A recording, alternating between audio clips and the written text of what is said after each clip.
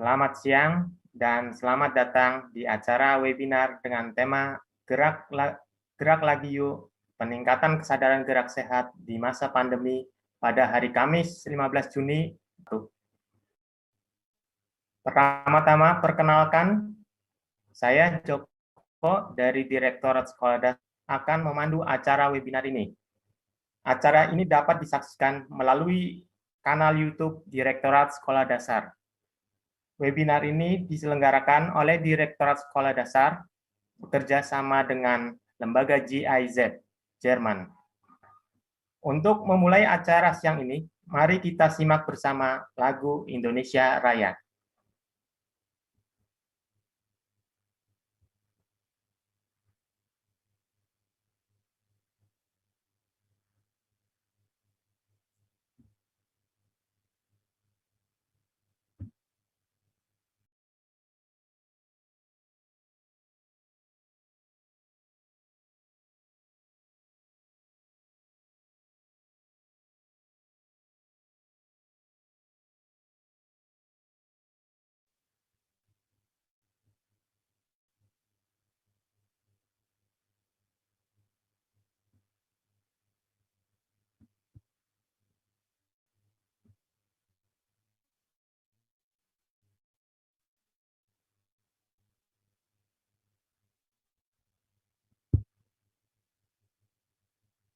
Mohon maaf, ada sedikit kendala, Bapak Ibu.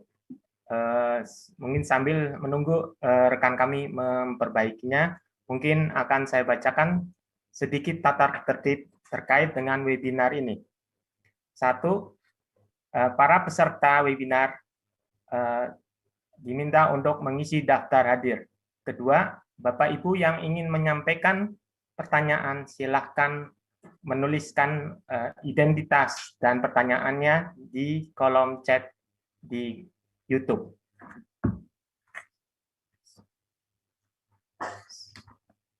Selanjutnya, mungkin kami persilakan rekan kami untuk menayangkan lagu Indonesia Raya. Terima kasih.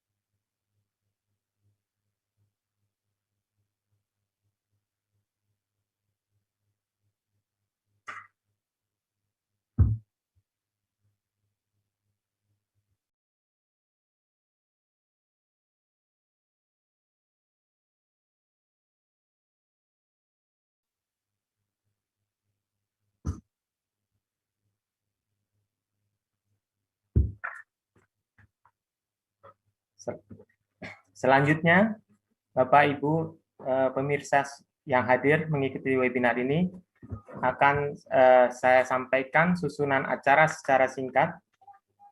Satu adalah pengarahan dari Ibu Direktur Sekolah Dasar Kementerian Pendidikan dan Kebudayaan, Riset dan Teknologi, Kemudian akan dilanjutkan dengan paparan dari Ibu Renata M. Putri, peneliti dan konsultan Sport for Development. Kemudian paparan oleh Mr. Knut, pakar olahraga internasional Konfederasi Olahraga dan Olimpiade Jerman. Dan yang ketiga, paparan yang akan disampaikan oleh Bapak Tri Agus Prasetyo, SPD, Guru PJOK, SDN 1, Parakan, Banjarnegara. Sebelumnya, perlu saya jelaskan bahwa terkait dengan situasi pandemi ini, kita dituntut untuk beradaptasi dengan segala dinamika yang ada. Tantangan dalam melaksanakan pendidikan terus bergulir di masa pandemi ini. Kebutuhan untuk tetap melakukan aktivitas gerak menyehatkan justru semakin tinggi. Kita tetap harus bergerak dan melakukan aktivitas gerak tubuh yang bermakna.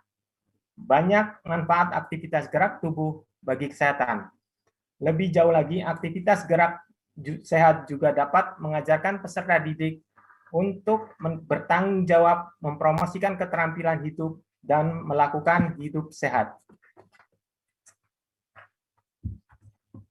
Pada kesempatan ini, kita akan bersama-sama mengulas hal tersebut melalui webinar Gerak Lagi Yuk, peningkatan kesadaran gerak sehat di masa pandemi. Selanjutnya, kami mohon kepada Ibu Direktur Sekolah Dasar Kementerian Pendidikan dan Kebudayaan Riset dan Teknologi, Ibu Dr. Anda Sri Wahyuningsi untuk menyampaikan pengarahan dan sekaligus membuka acara webinar ini secara resmi. Kepada Ibu Dr. Anda Sri Wahyuningsi, MPD, kami persilahkan. Terima kasih.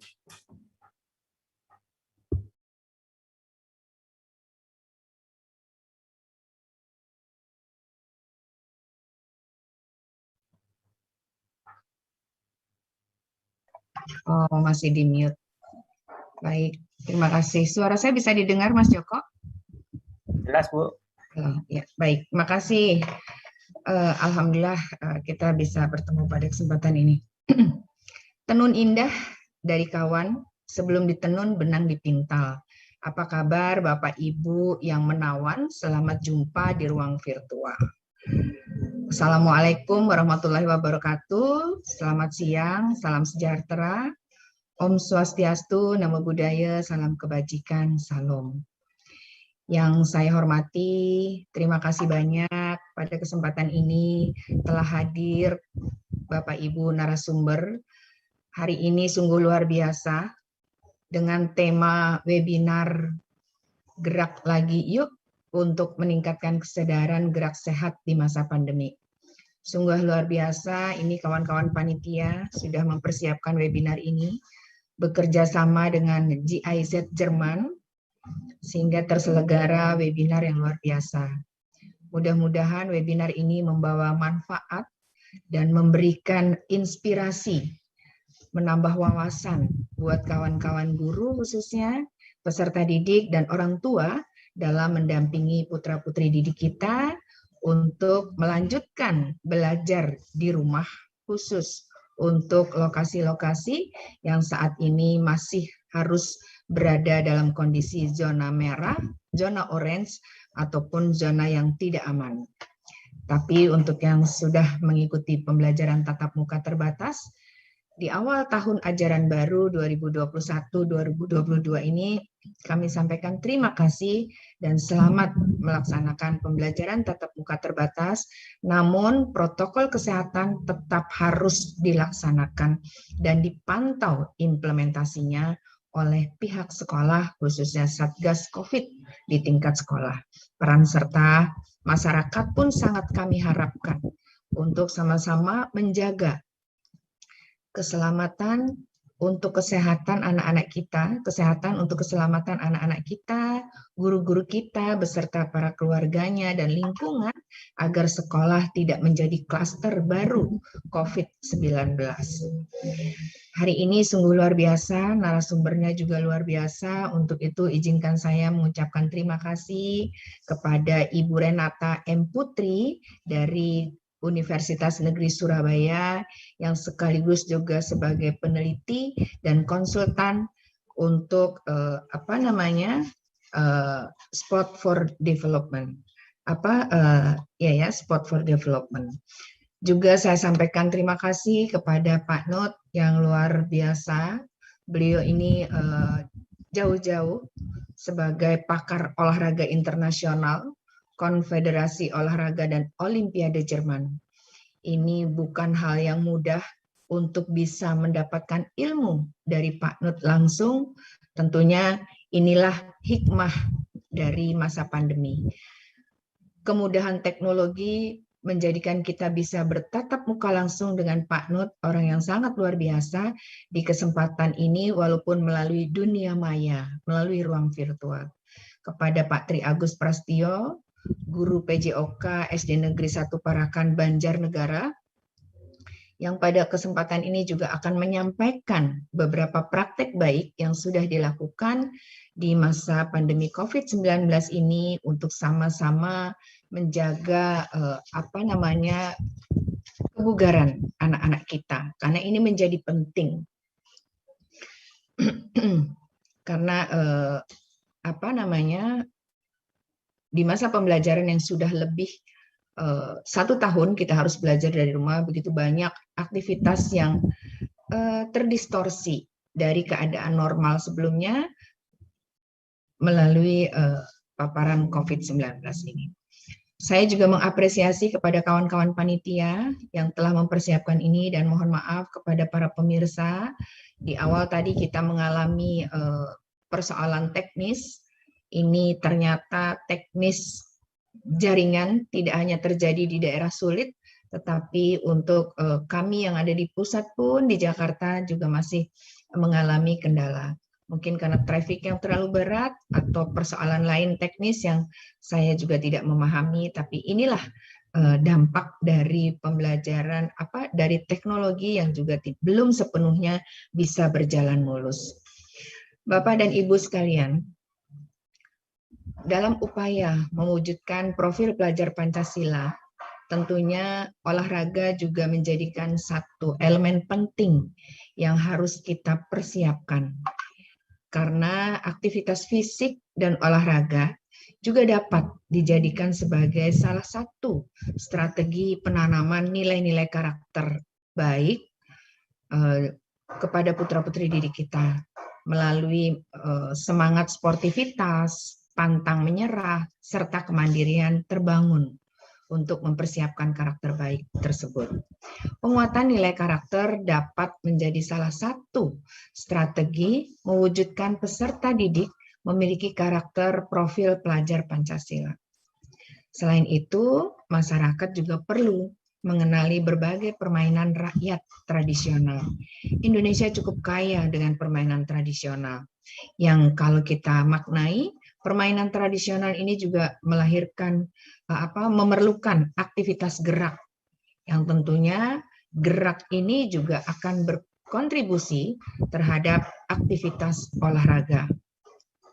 Yang sangat kental sekali semua ini dengan penanaman nilai-nilai budaya di Indonesia, juga seperti budaya gotong royong. Kenapa? Karena aktivitas olahraga pada umumnya juga sangat bisa dilakukan secara individu, juga bisa dilakukan secara kelompok. Akan jauh lebih menyenangkan kalau aktivitas olahraga ini bisa selalu kita lakukan, terlebih di masa pandemi ini, untuk meningkatkan kebugaran tubuh. Pentingnya melakukan aktivitas fisik dan berolahraga dalam pendidikan karakter, tentunya terdapat tantangan untuk terus melakukan aktivitas gerak yang menyehatkan, tidak hanya terdapat pada keterbatasan mobilitas masyarakat. Namun juga masih rendahnya kesadaran untuk tetap melakukan gaya hidup sehat dan kurangnya contoh serta gagasan aktivitas gerak menyehatkan yang dapat dilakukan di rumah. Karena mohon maaf, kita ini bisa jadi sekarang ini dalam menjadi generasi rebahan.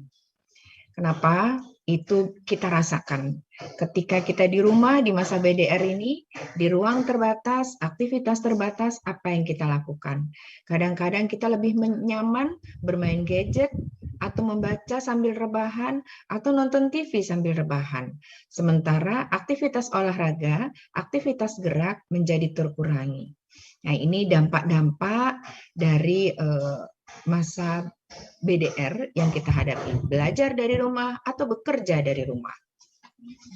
Penggunaan media sosial, Bapak dan Ibu, tentunya ini menjadi salah satu solusi untuk kita melakukan revitalisasi terhadap permainan tradisional yang harus dikombinasikan dengan aktivitas olahraga, juga modifikasi berbagai kegiatan gerak. Berbagai kegiatan gerak, tari, dan olahraga yang merupakan sekian contoh yang dapat dilakukan oleh semua pihak. Saya sedikit melihat ya, anak-anak kita itu kan sekarang senang sekali dengan tontonan-tontonan yang zaman kekinian. Ya sebetulnya itu bisa kita maknai dengan aktivitas gerak. Saya punya pantun seperti ini. Pergi ke danau, ikan dipancing, ikan dimasak, tambahkan bumbu. Anak sekarang sukanya dancing, mari dorong olahraga dengan gerak dan lagu. Nah, ini adalah aktivitas-aktivitas yang bisa kita tanamkan kepada anak-anak kita ketika anak-anak kita misalnya menonton televisi atau melihat tayangan YouTube, kita dorong mereka untuk bergerak. Ini untuk menjaga kebugaran tubuh kita.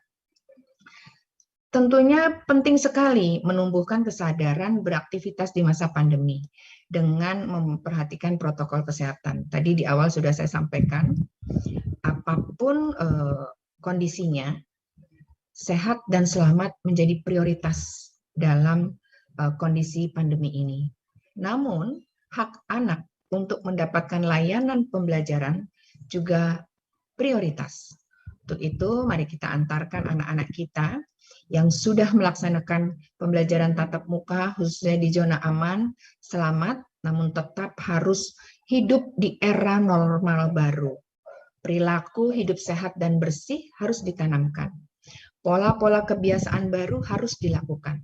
3M tidak boleh lepas dari aktivitas kita sehari-hari, dimanapun kita berada, terutama di luar lingkungan rumah kita. Ini penting untuk menekan penyebaran COVID-19. Dan tentunya terkait penyebaran COVID-19, kita juga harus mempersiapkan kondisi tubuh kita, mulai dari imun kita yang didorong dengan asupan gizi yang cukup, juga harus didorong dengan aktivitas gerak kita agar kebugaran kita tetap terjaga sehingga produksi imun bisa meningkat. Nah, pada kesempatan ini sudah hadir kawan-kawan narasumber yang akan membagikan ilmunya kepada kita semua, para peserta webinar khususnya yang hadir pada kesempatan ini. Dan mari kita dengarkan secara seksama kegiatan webinar ini.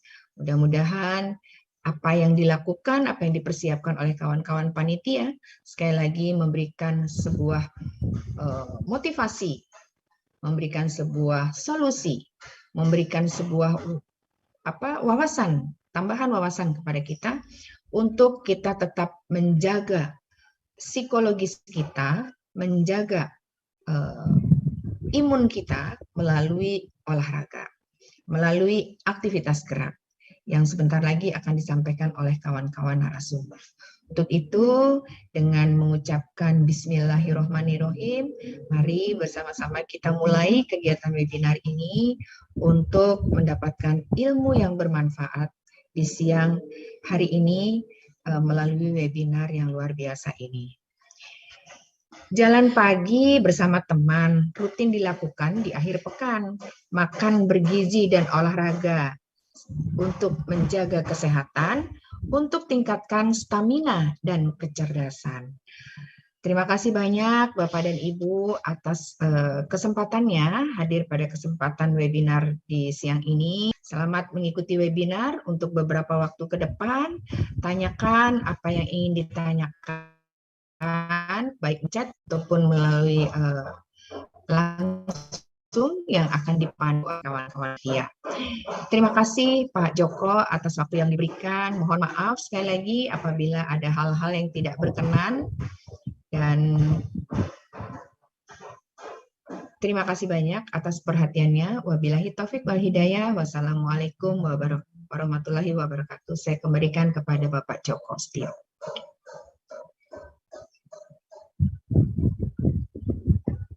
Masih di mute Pak Joko?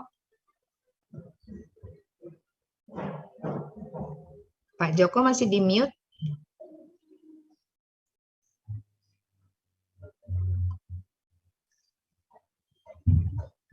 Halo, saya kembalikan kepada Pak Joko. Silakan dilanjutkan Pak Joko. Pak Joko masih di mute, Pak Joko. Pak Joko.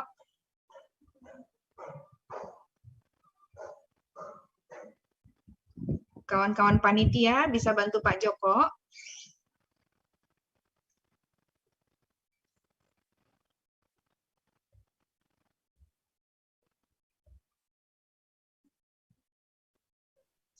Ya, mohon maaf Bu, tadi Mati lagi.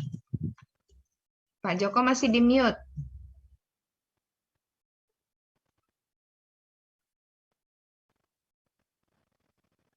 Ini hostnya kayaknya ada masalah deh. Pak Joko masih di mute. ya Ibu sudah bisa Ibu. Mohon Sudah, maaf silahkan. tadi saya coba unmute gagal terus Bu. Mohon maaf Bu Direktur, terima kasih atas arahan dan sudah berkenan untuk membuka secara resmi Ibu Direktur. Sekali lagi terima kasih. Selanjutnya mohon izin Bu Direktur untuk melanjutkan kepada narasumber berikutnya. Terima kasih.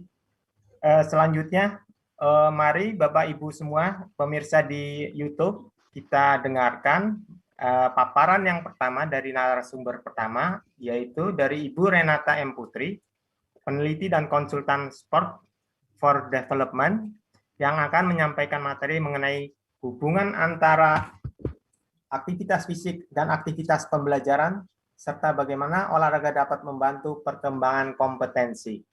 Kepada Ibu Renata M. Putri, kami persilahkan waktu kurang lebih 10 menit, Ibu. Terima kasih.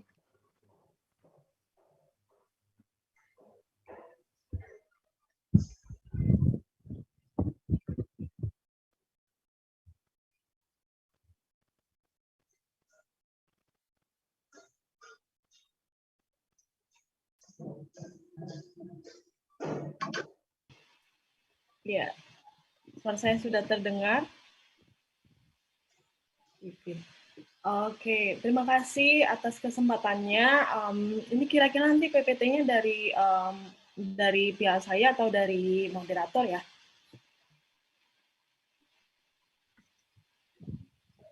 Sudah jadi host belum? Kalau Ibu Renata sudah jadi host, langsung aja Bu, ditayangin Bu. Bu Renata bisa share screen? Oh bisa, oke. Begitu.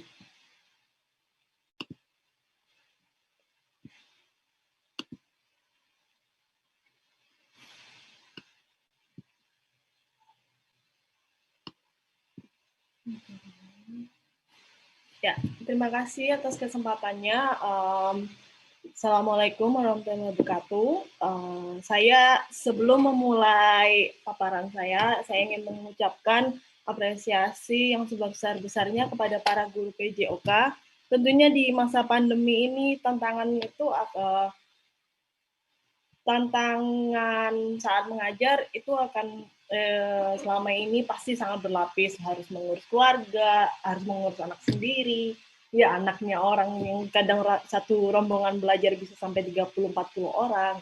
Jadi saya ingin mengucapkan apresiasi sebesar-besarnya kepada para guru PJK. Lalu PPT saya sudah terlihat ya, sudah full screen kan? Sudah Bu. Ya, saya paparan ini mungkin semoga tidak terlalu membosankan karena banyak yang berhubungan dengan hasil-hasil penelitian akademis. Jadi agendanya itu adalah kita mau mendiskusikan antara gambaran fisik anak secara global pra pandemi, sebelum pandemi menyerang, dan setelah pandemi ini dimulai pada tahun 2020. Lalu bagaimana sih aktivitas fisik dan aktivitas fisik ini berpengaruh pada perkembangan anak. Jadi yang akan banyak saya tekankan di sini memang banyak aktivitas fisiknya daripada olahraga. Yang perbedaan antara aktivitas fisik dan olahraga, semoga Bapak dan Ibu guru sudah mengerti perbedaannya. Kalau olahraga itu yang memang ada susunan program latihan, ada goal tersendiri, sedangkan aktivitas fisik setiap gerakan tubuh kita yang memerlukan pembakaran kalori. Lalu hubungan PJOK kepada performa akademik, dan kalau untuk rekomendasi aktivitas fisik dengan prokes, saya ingin cuma kayak menyentuh sedikit dan ingin semoga kita punya banyak waktu untuk mendiskusikannya, karena pasti lebih asik saat kita berdiskusi ada pertanyaan yang lanjut. Lalu yang pertama, sebenarnya sebelum masa pandemi pun aktivitas fisik anak secara global itu sudah ada di level kritis. Jadi ada laporan yang keluar di tahun 2018. Sebenarnya laporan ini dari 1.0-nya itu sudah dari tahun 2014, 16 terus 2018. Di tahun 2018 ini dia pertama kalinya bisa menangkap fenomena di 49 negara. Dan dia penilaiannya itu kayak A bulat sampai F. Jadi sayangnya secara global pun anak-anak di dunia ini hanya 75% dari 49 anak-anak di 49 negara, sampelnya itu sekitar 1.400.000 anak di dunia. Itu udah kayak menunjukkan kalau anak di dunia perlu gerak lebih banyak nih. Dan untuk di Indonesia sendiri sebenarnya mereka sudah masuk dalam masuk partisipan di Active Healthy Kids Global Alliance 4.0, tapi sayangnya mungkin karena pandemi belum saya sampai hari ini pun masih melihat belum dipublish 4.0-nya. Jadi aktivitas fisik anak ini ada 3 negara yang salah satu juara atau mungkin jadi model percontohan ya, yaitu Slovenia, Jepang, dan Zimbabwe. Kalau Slovenia itu memang secara kultural dia kayak dan kebijakan pemerintahnya mengenai anak-anak, gerak anak-anak, dia sudah sangat komprehensif. Jadi memang anak-anaknya tanpa ada disuruh-suruh pun mereka sudah gerak-gerak. Jepang juga begitu. Jepang itu aktivitas fisik anaknya termasuk tinggi karena didukung oleh satu poin yaitu active transportation. Jadi memang ada kebijakan pemerintah di mana anak-anaknya itu jalan kaki menuju sekolah. Jadi sekolahnya nggak boleh lebih dari 4 km. Kalau di Indonesia sudah ada zonasi kira-kira kurang lebih mungkin 2 kiloan ya. Tapi mungkin kita masih menunggu sampai kita bisa ada di tarafnya seperti Jepang.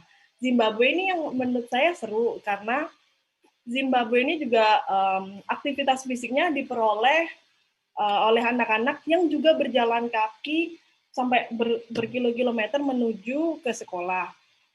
Tapi ya memang datanya Zimbabwe yang membuat mereka itu aktivitas fisiknya tinggi itu adalah data anak-anak yang ada di pedesaan gitu, bukan di urban. Jadi memang anak-anak kota di negara manapun pasti mungkin lebih gadget, lebih sering mainan HP atau lebih sering mainan game-game gitu ya.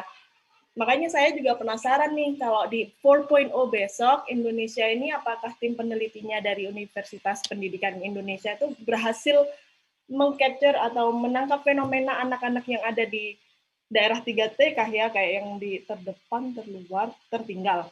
Itu kan di Indonesia masih banyak anak-anak yang harus berangkat sekolah yang harus mendaki gunung, lewati lembah. Itu siapa tahu kalau anak-anak itu berhasil di-capture, kita bisa jadi salah satu negara percontohan aktivitas fisik.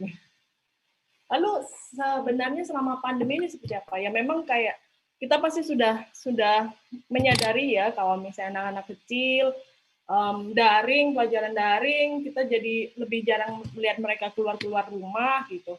Tapi memang selama ini aktivitas fisik mereka itu beneran di-capture. Ini salah satu hasil dari Cina. Cina kan kemarin memang lockdown-nya mengerikan.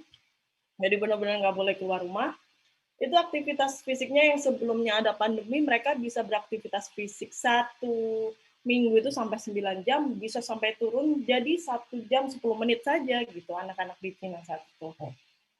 Lalu menggunakan gawai, sebelumnya yang 1 minggu 3 jam, tiba-tiba sekarang sama pandemi jadi 7,5 jam nih gitu.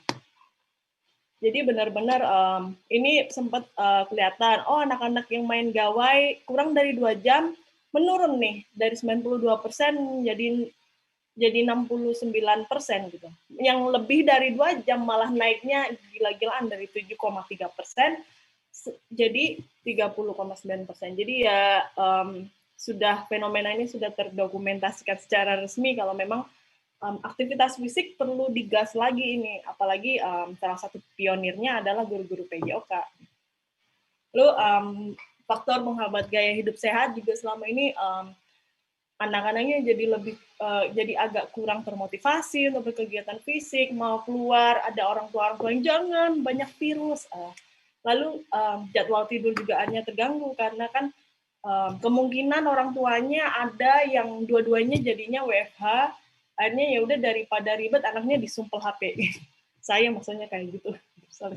Lalu ada faktor-faktor di mana juga yang orang tuanya juga sedang menjalani proses emosional yang kehilangan pekerjaan atau pemotongan gaji, akhirnya juga akan berimbas kepada gaya hidup sehat anak-anak di dalam rumahnya mereka.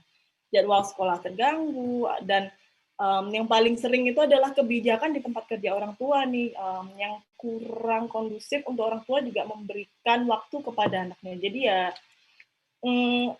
ya saya juga jujur sih kalau terkadang saat saya dan suami saya harus sibuk, ya anak saya kita simpelin HP dulu ya nanti mainnya sama mama setelah kerja gitu. Kita memang semua sudah kayak konsensus kurang aktivitas fisik itu berdampak buruk bagi tumbuh kembang anak, itu sudah kayak konsensus. Jadi tapi di paparan ini saya ingin berfokus kepada kayak apa aja sih poin-poin aktivitas fisik yang selama ini bisa membantu anak-anak ini. Jadi ya itu kayak penelitian di 2010, kemampuan motorik, kepadatan tulang, regulasi emosi, dan kesehatan psikologis. Nah, awal-awalnya sebelum saya menemukan data ini, penelitian-penelitian yang melibatkan para guru PJOK dan siswa-siswa saat pelajaran physical education, itu mereka tuh kurang bisa menangkap aktivitas fisik dalam otak ya. Mungkin karena observasinya menggunakan mata, jadi kita nggak bisa lihat listrik-listrik dalam otaknya itu seperti apa. Tapi jadi ada satu studi oleh Boston Children's Hospital, dia scan pakai fMRI, MRI, 6.000 anak di usia pra-remaja, 9-10 tahun. Itu kalau nggak salah kelas 4 sampai kelas 5 mungkin ya. Jadi kelihatan kalau yang ini yang warna merah ini. Warna merah itu adalah sisi-sisi otak yang terpengaruh kalau dia tuh exercise, kalau dia tuh aktif secara fisik. Lalu yang biru ini adalah juga bagaimana body mass index-nya itu kalau misalnya terlalu yang anak obesitas atau apa, atau mungkin rata-ratanya di luar idealnya dia akan yang mengefek pada daerah-daerah biru di otak ini. Terus aktivitas kayak gimana sih yang selama ini ditangkap sama peneliti-peneliti ini sehingga mereka bisa bilang, oh otaknya apa aliran listrik antara satu sel dengan sel lain di anak-anak yang aktif ini jauh lebih fit, lebih cepat, dan lebih koneksinya lebih kompleks. Itu mereka menggarisbawahi pokoknya bergerak deh, pokoknya bergerak 1 minggu sampai beberapa kali, minimal 60 menit, begitu setiap agenda bergerak ya. Pokoknya anak-anaknya ini bergeraknya itu seperti apa sih? Kalau dari WHO dia menggariskan adalah moderate to vigorous intensity, jadi sedang ke tinggi, aktivitas yang sedang ke tinggi. Aktivitas sedang itu pokoknya anak-anaknya jadi ngos-ngosan aja, jadi keringetan, tapi dia masih bisa nyanyi, masih bisa nyanyi. Oh berarti dia sudah ada di level aktivitas fisik menengah. Tapi kalau aktivitas fisik yang tinggi, dia udah lebih ngos-ngosan lagi, nggak bisa nyanyi, tapi masih bisa nyambi ngobrol sama orang tuanya, nyambi ngobrol sama teman-temannya. Berarti dia sudah masuk ke kategori aktivitas tinggi. Nah, kalau di atas aktivitasnya lagi, di atasnya vigorous, dia udah nggak bisa nyanyi, nggak bisa ngobrol gitu. Jadi pokoknya si anak ini lebih deg-degan aja, lebih berkeringat. Nah ini saya di paparan ini banyak menggunakan systematic review karena kalau dalam hierarki atau piramida evidence, piramida kebijakan berdasarkan bukti atau studi berdasarkan bukti, systematic review ini adalah piramida yang paling tinggi. Jadi dan systematic review ini dia itu mendapat kayak mendapat informasi ini dari sampai puluhan jurnal dan artikel. Jadi saya kenapa lebih suka membaca systematic review ya daripada saya harus membaca 69 jurnal, ya saya baca satu aja udah dirakumin sama dia. Nah, di peneliti si Aimee ini dia menemukan ini. Yang saya biru-biru ini tuh bukan berarti dia yang hierarki terbesar, enggak, cuma dari jurnal-jurnal yang dia temukan itu kompetensi, kepercayaan diri, terus hanya kayak gejala-gejala depresi, terus yang rasa-rasa ingin bunuh diri, itu adalah jurnal-jurnal yang lebih sering keluar saat dia udah menyeleksi, oh ternyata efek-efeknya aktivitas fisik kepada anak itu nggak hanya mempengaruhi kan selama ini, oh iya dia lebih mandiri, oh iya dia lebih sportif gitu, tapi ternyata lebih dari itu. Jadi memang saya waktu dulu sempat mengajar hampir 2 tahunan mengajar PJOK juga. Selama ini kan kita sering ngobrol, oh guru olahraga itu adalah guru yang paling kesukaannya anak-anak. Kalau jamnya olahraga paling seneng gitu. Dulu kan waktu saya juga kuliah, oh mungkin karena kita guru olahraga keren-keren, atau guru olahraganya badannya bagus-bagus. Enggak, ternyata mungkin sepertinya dari studi ini, guru PJOK itu meninggalkan rasa yang apa ya, beneran nempel di anak itu. Jadi guru PJOK selama ini tuh telah mengantarkan mereka menuju jenjang kehidupan yang lebih baik, karena tidak kita pungkiri tingkat bunuh diri anak karena mungkin stres karena pelajaran gitu, sebenarnya juga fenomena tersebut kan ada. Jadi selama ini banyak anak-anak yang diselamatkan oleh kegiatan-kegiatan aktivitas olahraga. Jadi untuk skill-skill psikososial, jadi mereka anak-anak yang lebih aktif fisiknya, dia tuh lebih perilakunya, kesejahteraan perilakunya tuh lebih baik. Lalu dia jadinya nggak sering cemas, nggak yang kuper, nggak yang minder, itu sudah tertangkap dalam studi-studi ini. Jadi saya dalam saat ini di proyek ini, saya ada proyek yaitu kayak menangkap sisi psikologis para guru-guru pendidikan jasmani. Dan saya memang menemukan banyak dari guru-guru pendidikan jasmani yang terkadang motivasinya kurang ya, karena tantangan pandemi ini sangat berlapis, entah yang dari keluarga, berita-berita keluarga sakit, belum kita harus tetap tersenyum saat memberikan pelajaran daring kepada anak-anak. Jadi semoga dari hasil studi ini Bapak Ibu guru PJOK bisa menemukan cahaya yang tetap memotivasi Bapak saat Bapak dan Ibu Bapak dan Ibu sedang meregulasi rasa emosi atau meregulasi motivasi yang turun. Bapak dan Ibu bisa lebih percaya, oh ya, Bapak dan Ibu ini sudah memberikan dampak yang besar kepada kehidupan anak-anak ini. Jadi, guru PJOK ini selama ini ternyata yang menjadi salah satu yang favorit, paling ditunggu-tunggu itu sebenarnya karena guru PJOK membantu mereka melewati masa-masa sulit saat mereka anak-anak dan mengantarkan, dan Ibu guru PJOK telah mengantarkan mereka lebih siap menuju jenjang kehidupan selanjutnya. Jadi tetap semangat ya Bapak dan Ibu di era pandemi ini. Lalu ini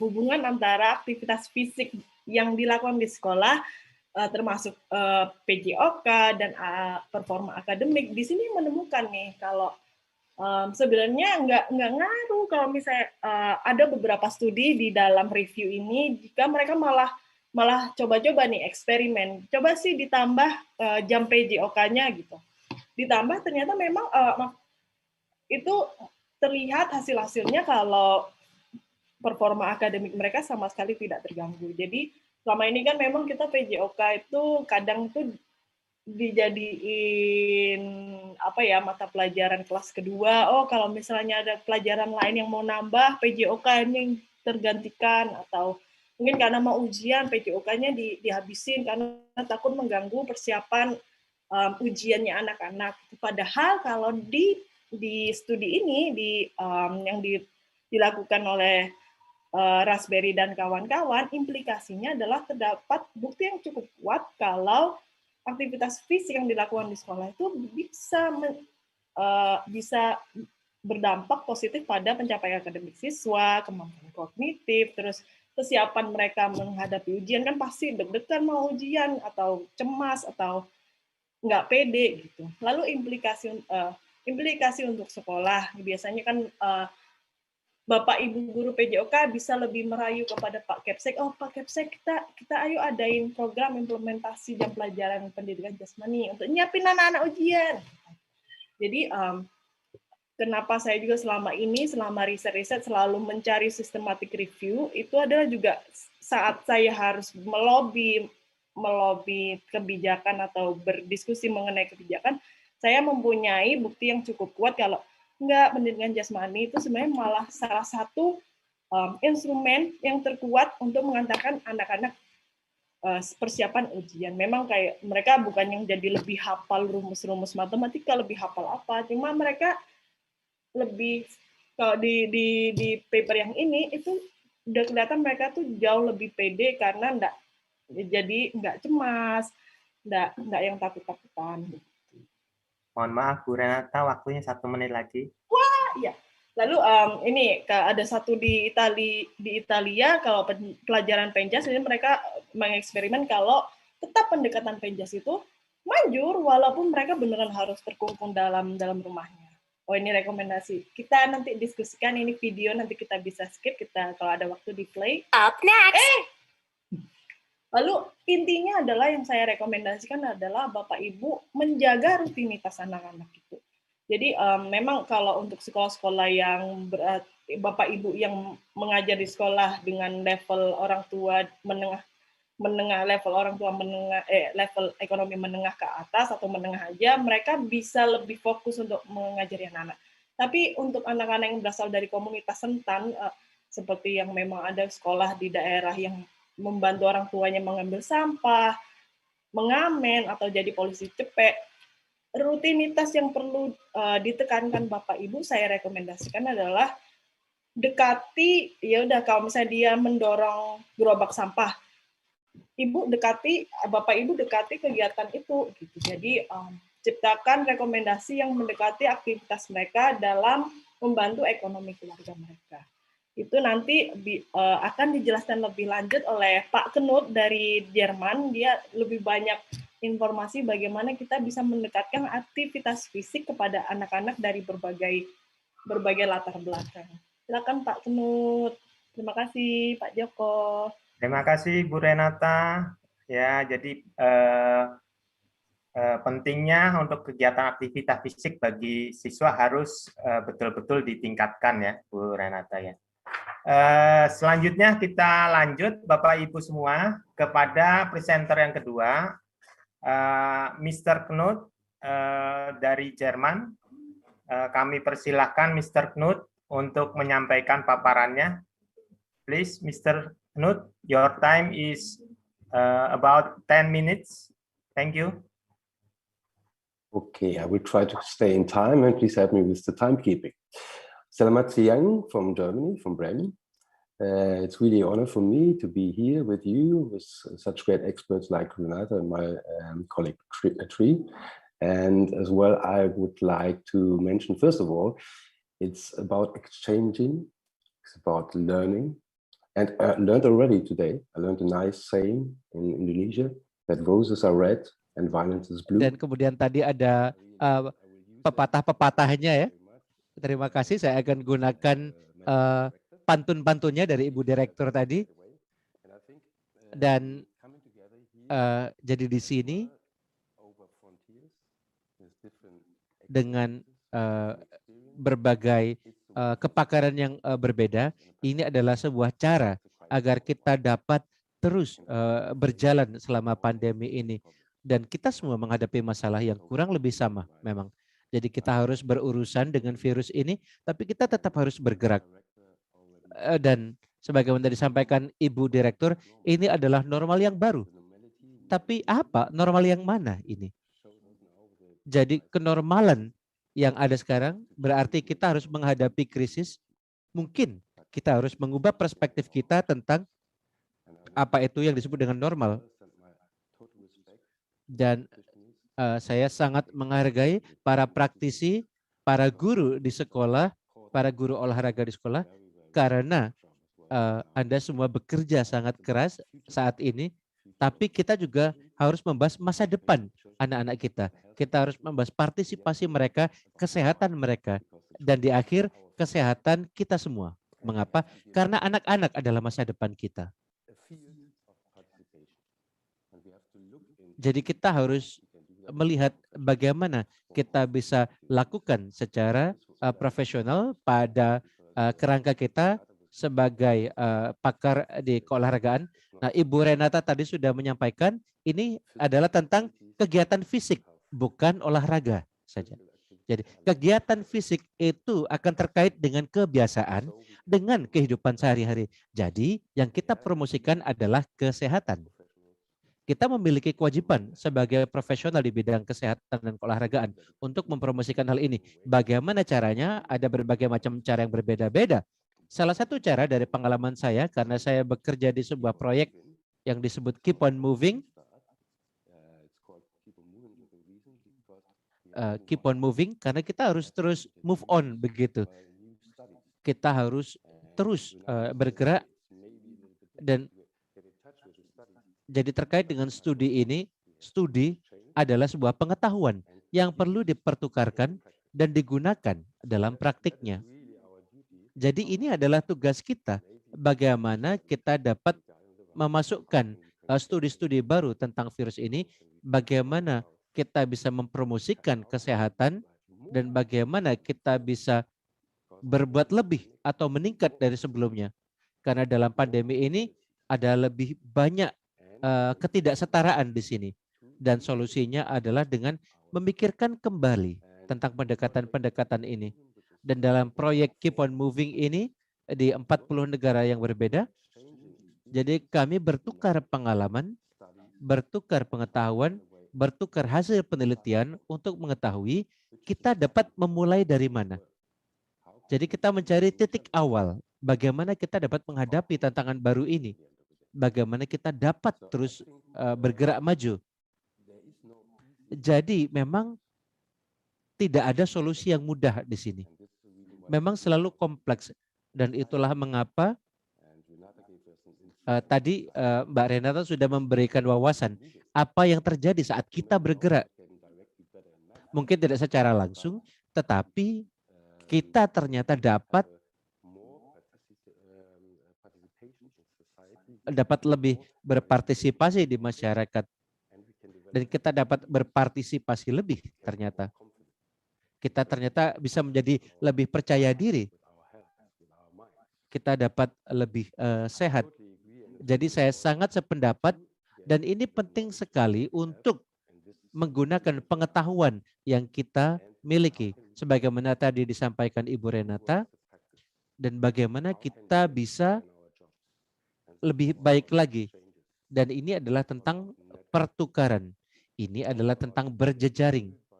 Ini adalah tentang membuat semua orang yang menjadi aktor di area ini untuk menghadapi masalah yang ada di hadapan kita saat ini.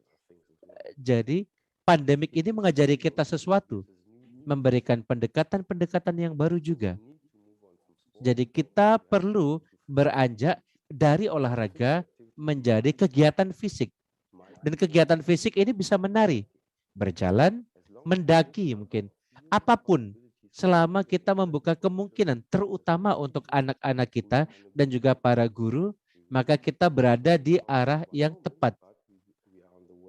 Jadi kita akan mencoba menyediakan solusi.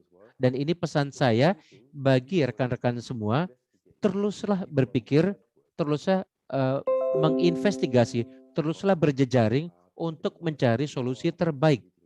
Karena pada pertemuan kita hari ini, kita memikirkan tentang anak-anak yang adalah masa depan kita. Dan jika kita lakukan ini bersama, sebagaimana disampaikan Ibu Renata tadi, riset di Slovenia, di Tiongkok, dan juga di Zimbabwe, bahwa kita ternyata menggunakan pengetahuan yang sama, berdasar pengetahuan, namun digunakan pada realita yang dihadapi orang-orang. Jadi bagaimana kita dapat terus beranjak maju dan menjadi lebih baik. Karena kita harus menjadi lebih baik. Pandemi ini adalah hasil dari apa yang kita lakukan sekarang. Maksudnya, jika kita menghadapi masalah ini, mungkin anak-anak akan mengembangkan gaya hidup yang tidak sehat jika terus seperti ini. Dan kemudian kita mendiskusikan masalah ini dan kita kemudian dapat mencari solusinya. Jadi bagi para guru di luar sana, saya ingin mendorong teman-teman semua untuk terus bergerak, terus terhubung untuk menggunakan pengalaman teman-teman di lokasi para guru saat ini, karena memang tidak ada satu orang di dalam masyarakat yang dapat menyampaikan atau mengatakan ini solusinya, gunakan ini. Tidak bisa. Kita harus bersama-sama. Jadi ini pengalaman saya dengan sebuah lokakarya global yang kami selenggarakan, di mana saya ingin berbagi sedikit hal yang dapat kita gunakan sebagai titik awal untuk kerja kita. Dan saya akan berbagi layar. Semoga rekan-rekan bisa melihat. Semuanya bisa melihat? Just 4 graphics on Ya, this presentation. jadi ada 4 gambar sederhana di sini. Dan saya ingin teman-teman fokus ke sini. Karena ini sederhana. Jadi apa yang dapat kita lakukan sekarang? Karena ada studi dari WHO yang menyebutkan bahwa titik awal dari studi global ini ternyata disampaikan bahwa apa yang dapat kita gunakan, salah satunya adalah kita harus berada di luar rumah terus. Kita harus outdoor. Jangan terlalu sering berada di dalam ruangan. Tapi tetap kita harus social distancing, menjaga jarak. Ini sederhana, tapi ini bisa menjadi titik awal. Bagaimana kita tetap menjaga jarak, tetapi tetap berada di luar, dan jangan memikirkan bahwa saya ingin melakukan tenis meja di dalam ruangan. Tidak. Kita harus beradaptasi. Kita harus menciptakan hal-hal baru yang kita lakukan di luar ruangan yang tetap menerapkan penjarakan dan juga mungkin untuk mengurangi kelompok-kelompok di mana kita tinggal. Jadi ini memang masalah bagi kita karena virus ini hanya dapat dikurung jika kita mengurangi jumlah individu yang ada dalam lingkungan kita. Jadi mungkin ada kelompok anak-anak dari sebuah klub olahraga yang tadinya melakukan sebuah kegiatan, kemudian ini juga dan ada mereka datang dari keluarga yang berbeda-beda tentunya. Jadi lebih mudah jika kita tawarkan sesuatu kepada keluarganya, dan ini tentu berbeda dengan masyarakat di pedesaan, di mana rata-rata masyarakat di pedesaan lebih komunal begitu. Dan juga saya juga bekerja dengan Komite Nasional, di mana sebagai profesional di bidang olahraga ada satu pesan yang jelas, yakni tentang partisipasi. Jangan menonton saja. Jangan hanya menonton di HP atau ponsel kita dan tidak aktif. Jadi kita harus memberikan kegiatan, aktivitas, dan jangan hanya menonton. Dan kita bisa membuat ini lebih tidak kompetitif dan lebih inklusif. Dan saat kita berbicara tentang inklusivitas, mungkin kita dapat mendukung ini dalam sebuah kelompok tertentu yang mungkin sebelumnya tidak terlalu inklusif, sekarang menjadi inklusif. Ini contoh, di pertemuan ini saja ada juru bahasa isyarat. Nah, jadi selamat ini adalah contoh dari upaya membawa inklusivitas. Jadi ini pesan yang sangat baik untuk negara lain, untuk negara saya misalkan. Jadi saya juga akan menggunakan, tidak hanya menggunakan pantun, tetapi pesan yang harus dilibatkan juga, kita juga harus memberikan akses. Dan kita juga harus memperkenalkan kesehatan, kebersihan maksudnya. Nah, ini juga penting dan sederhana terkait masalah kebersihan ini, tapi ini juga berdasarkan dari studi, di mana tentunya kita tidak bisa membaca semua studi. Kita butuh orang-orang seperti Ibu Renata yang bersedia membaca, menganalisis, dan semoga bisa memberikan wawasan. Jadi itulah pentingnya ada orang-orang seperti Ibu Renata. Jika kita lakukan hal seperti ini, saya yakin bahwa kita akan menjadi lebih baik.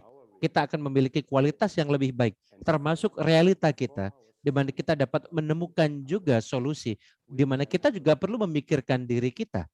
Kita perlu memikirkan kesehatan kita. Karena masalah ini bukan masalah individual.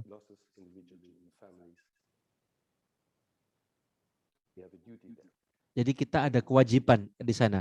Dan kewajiban kita adalah untuk saling terhubung, mengumpulkan para pakar, kemudian berbagi pengalaman, lihat pengalaman dari negara lain, lihat studi dari negara lain, kemudian diaplikasikan dalam realita kita masing-masing. Dan saya ingin sekali lagi menyentuh poin tentang perbedaan antara olahraga dan kegiatan fisik. Ada Nelson Mandela menyebutkan bahwa olahraga dapat mengubah dunia. Jadi ayo berolahraga, karena kita adalah para profesional di dunia olahraga, dan dalam konteks ini kita harus justru melakukan dalam situasi pandemi ini. Kita harus berubah, tapi kita bisa. Karena kita memiliki semua pengetahuan yang ada.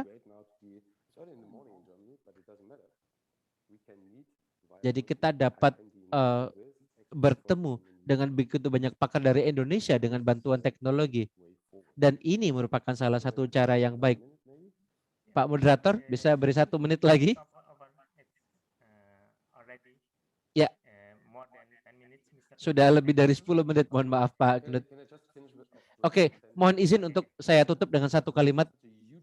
Ya, karena ini sangat luar biasa dan ini adalah hal yang sangat menantang. Tadi saya mendengarkan Ibu Renata karena beliau bisa berbagi begitu banyak pengalaman. Saya ingin berbicara juga 2 jam ke depan karena mungkin saya bisa berbagi pengalaman. Namun saya rasa tentunya kita bisa langsung masuk tentang implementasi, mengimplementasikan pengetahuan, pengalaman ke dalam praktik nyata sehari-hari. Dan untuk itu ada 1 pakar lagi yang akan memberikan gambaran. Kira-kira apa yang dapat betul-betul kita praktikkan dalam kehidupan kita sehari-hari. Untuk terus bergerak, untuk memberikan peluang agar orang-orang tetap berpartisipasi dan juga membentuk masa depan. Itu yang ingin saya sampaikan. Terima kasih. Terima kasih Pak Knut untuk presentasinya. Bapak Ibu, mungkin bisa saya sedikit ambil poinnya bahwa Mr. Knut menyampaikan bahwa anak-anak adalah masa depan kita semua, maka kita harus berbuat yang terbaik untuk anak-anak, siswa-siswa kita. Kita harus dapat mencarikan solusi terhadap atas permasalahan yang ada di saat ini. Kita bisa saling share, saling berbagi, kemudian bisa dipraktekkan di tempat masing-masing secara dengan berdasarkan pengalaman, berbagi pengalaman di antara Bapak Ibu semua. Mungkin itu yang poin yang bisa saya ambil dari presentasi Mr. Knut. Untuk selanjutnya kami persilahkan kepada Bapak Tri untuk menyampaikan paparannya. Waktu yang disediakan adalah 10 menit, Bapak Tri. Kami persilahkan. Terima kasih. Terima kasih Mas Joko. Assalamualaikum warahmatullahi wabarakatuh. Selamat siang Ibu Renata, kemudian selamat pagi Mr. Knut, dan selamat siang juga untuk sahabat sekolah dasar dimanapun berada. Saya Tri Agus Prastio, guru SD Negeri 1 Parakan Banjarnegara, mencoba ingin menyampaikan beberapa praktik baik yang sudah kami lakukan selama pandemi ini. Mohon izin share screen, Mas Joko. Silakan, Pak. Sudah tampak? Masih proses, Pak. Oh iya, sudah, Pak. Oke, terima kasih. Baik, sahabat sekolah dasar dimanapun berada, saya ingin menyampaikan inovasi pembelajaran PJOK yang sudah kami lakukan di masa pandemi COVID-19 saat ini. Dari beberapa cara, kami memilih 3 opsi untuk belajar dari rumah atau bagaimana pembelajaran jarak jauh dilakukan. Opsi yang pertama, kita menggunakan daring dalam jaringan, yaitu kita memanfaatkan beberapa platform teknologi seperti WhatsApp, Facebook, YouTube, Google, Ruang Guru, Quizizz, Zoom, dan lain sebagainya. Untuk opsi kedua, kita juga menggunakan luring, di mana ada beberapa anak yang mungkin tidak terlayani dengan jaringan internet, bisa mengambil LKPD, jadi sekolah atau guru menyiapkan LKPD yang materinya sama dengan materi yang kita unggah di daring, di mana orang tua yang mengambil LKPD itu dan pada saat itu juga mengembalikan juga ke sekolah kepada guru piket yang ada di sekolah atau penjaga sekolah. Kemudian opsi yang ketiga bisa dilakukan, berkunjung ke rumah tempat kelompok belajar dilaksanakan. Jadi pembentukan kelompok belajar berbasis jarak antar rumah. Jumlah tiap kelompok belajar tidak boleh lebih dari 4 orang. Untuk opsi yang ketiga ini, kami tidak menyarankan apabila teman-teman berada di wilayah yang benar-benar zona merah atau zona hitam. Jadi opsi ini sangat opsional, artinya pilihan yang mungkin harus disesuaikan dengan kondisi lingkungan belajar kita masing-masing. Selanjutnya, prosedur pelaksanaan pembelajarannya kita mulai dari yang pertama adalah memilih KD esensial. Kita mengutamakan life skill atau kecakapan hidup. Tidak memenuhi target ketuntasan kurikulum. Dasarnya adalah surat edaran nomor 4 Kemendikbud tahun 2020, di mana kita ada kurikulum darurat yang kita jadikan pedoman. Teman-teman pasti tahu semua itu. Yang kedua adalah menyusun program BDR. Berdasarkan KD esensial yang ada, selain memenuhi konten kurikulum, juga dalam upaya mewujudkan kebugaran jasmani siswa agar dapat menjaga kesehatan dan keselamatan. Menyusun BDR ini kami susun, kami buat di forum KKG PJOK, terus kami adalah Kecamatan Purwonegara. Jadi kita susun di forum itu. Kemudian membuat LKPD atau sekarang mungkin bisa diistilahkan PPDR, pedoman pembelajaran dari rumah. Yang di LKPD itu kami memberikan rekomendasi untuk membuat LKPD itu ada fakta, ada konsep, ada prosedural. Jadi jangan sampai LKPD yang dikirimkan ke siswa itu hanya instruksional deskriptif saja, yang artinya bahwa perintah untuk melakukan aktivitas fisik tetapi tidak disertai dengan petunjuk-petunjuk yang detail, yang lengkap, sehingga tidak terjadi satu aktivitas fisik yang kemudian sangat berbahaya. Contoh misalkan ada aktivitas diminta anak di rumah untuk melakukan guling depan, tapi tidak dituntun untuk anak menyiapkan matras, untuk anak menyiapkan tempat-tempat yang representatif, dan demikian bisa jadi terjadi anak melakukan guling depan di lantai. Dan hal ini yang perlu kita antisipasi dengan LKPD yang kita buat bersama-sama. Yang berikutnya adalah menyampaikan LKPD atau lembar kerja peserta didik ini kepada siswa melalui orang tua, yang dimana tadi luring, orang tua datang menuju ke sekolah untuk mengambil LKPD itu. Selanjutnya, membuat video pembelajaran untuk siswa sebagai pendukung LKPD. Kita mesti ingat bahwa tagihan guru PJOK itu adalah aktivitas fisik atau aktivitas gerak.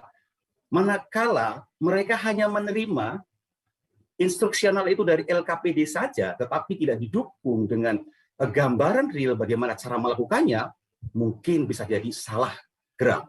Nah, ini yang perlu kita dukung dengan video pembelajaran yang kita kirimkan ke siswa dan kita buat di kelompok kerja juga. Selanjutnya, meminta peserta didik untuk mengerjakan tugas dalam LKPD itu dan membuat video singkat untuk kemudian dikirimkan sebagai tugas gitu. Jadi dikembalikan melalui grup WhatsApp, kita menerima tugas-tugas anak-anak itu, dan itu yang kita lihat. Boleh kami sampaikan sejauh ini di semester 1 tahun 2000 yang lalu, semester 1 yang lalu, saya berhasil mengumpulkan 1.600 video siswa. Luar biasa banyak. Jadi ternyata cukup apa artinya? Mereka juga cukup bisa mengerjakan itu, artinya bisa melakukan itu gitu. Kemudian dari video itu, guru melakukan penilaian pembelajaran dengan melihat video kiriman siswa, tugas berbantu orang tua. Jangan lupa kita memberi apresiasi atas tugas yang sudah dikirim oleh siswa. Jadi kadang-kadang anak sudah mengirimkan tugas lewat grup WhatsApp, tetapi tidak direspon sama gurunya gitu, sehingga terjadi anak ngapain juga kirim tugas, toh juga nggak direspon oleh Pak Guru gitu. Tetapi ketika guru mampu memberi waktu untuk sekedar memberikan emoticon jempol atau terima kasih sudah mengirimkan tugas, itu sangat membantu untuk anak-anak kemudian pada minggu berikutnya akan mengerjakan tugas lebih baik gitu.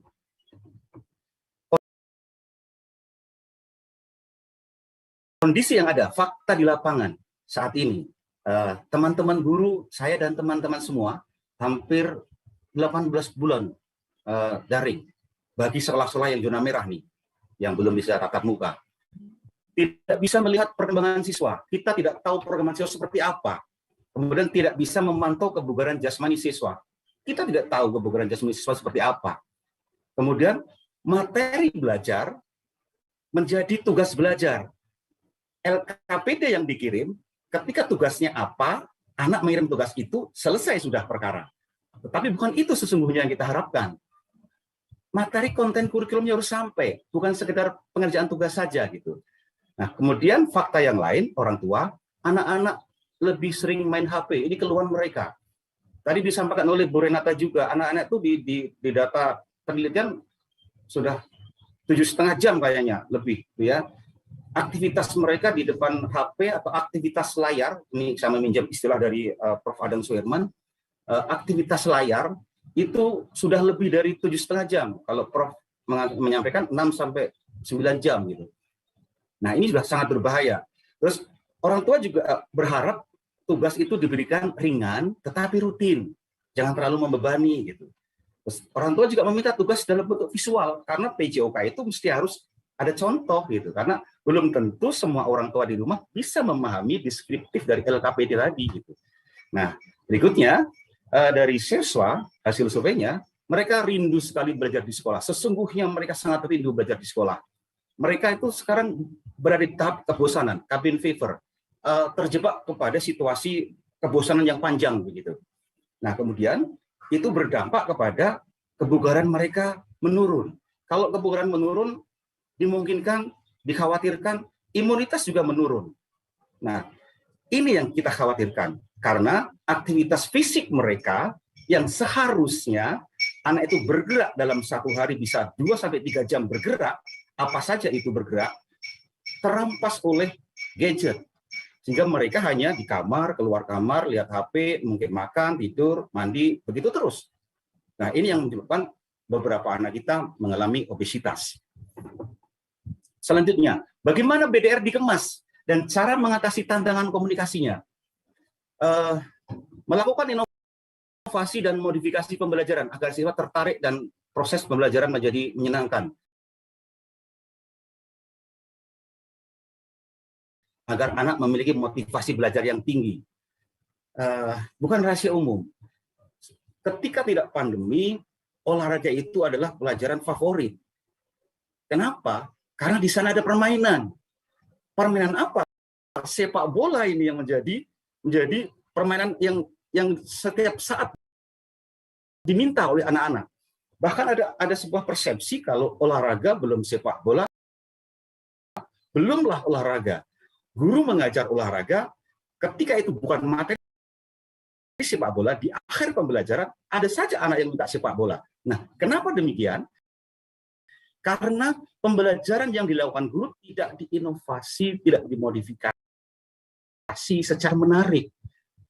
Sehingga memunculkan nuansa bermain, memunculkan nuansa kompetitif seperti layaknya situasi yang ada di dalam permainan sepak bola.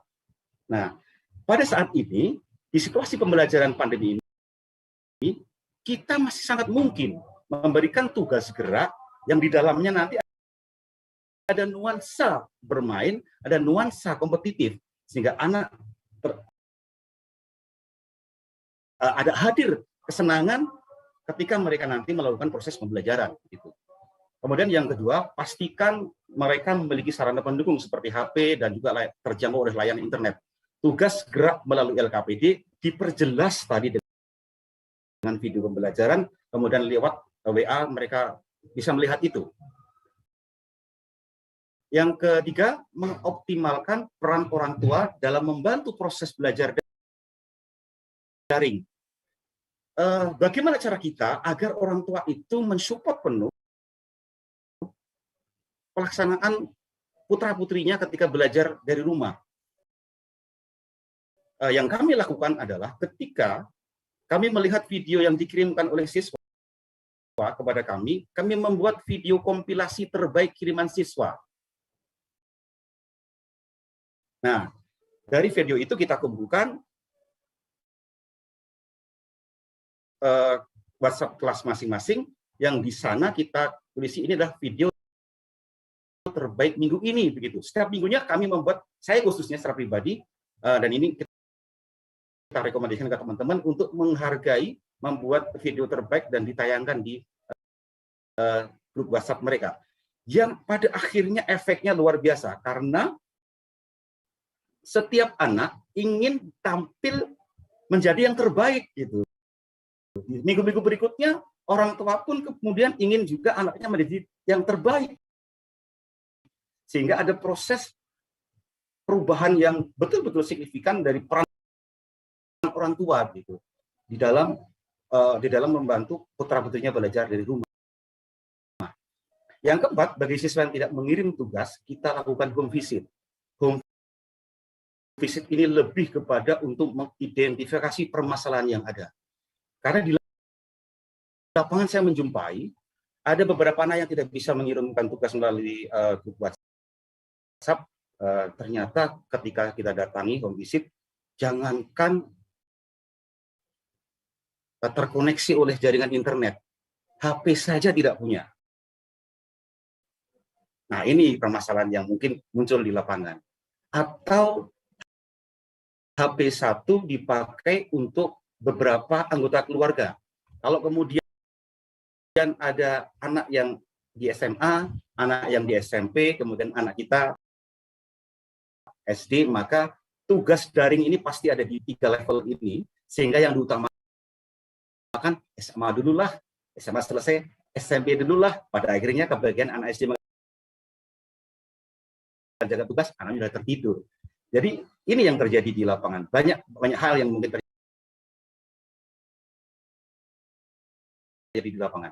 Sekali lagi, apa yang kami lakukan ini belum tentu tepat dipakai oleh teman-teman sahabat sekolah dasar di berbagai daerah, karena ini sangat situasional.